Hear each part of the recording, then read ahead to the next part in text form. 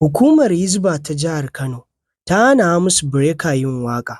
Idan za ku iya tunawa, a kwana biyun nan ne Hamisu Breaker ya saki wani sabon albam ɗinsa mai suna Ba Ni da Damuwa.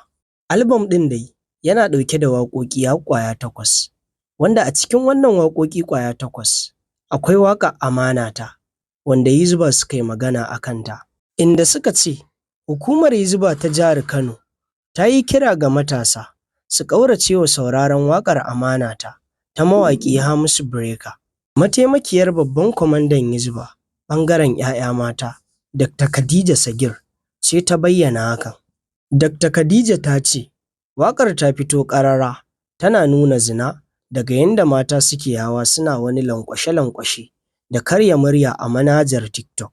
A ƙarshe ta ce wannan waƙa haramun ce baki ɗaya.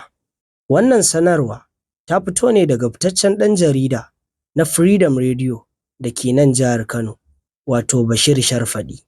Shin me ra'ayinku akan wannan waƙa ta fitaccen mawaƙi Hamisu Breaker mai suna Amanata? Ku ajiye mana a comment section. Idan har ba ku da wannan waƙa, za ku iya zuwa shafinmu na yanar gizo na hausatracks.com. Za ku samu duk wata sabuwar waƙa Hausa a can.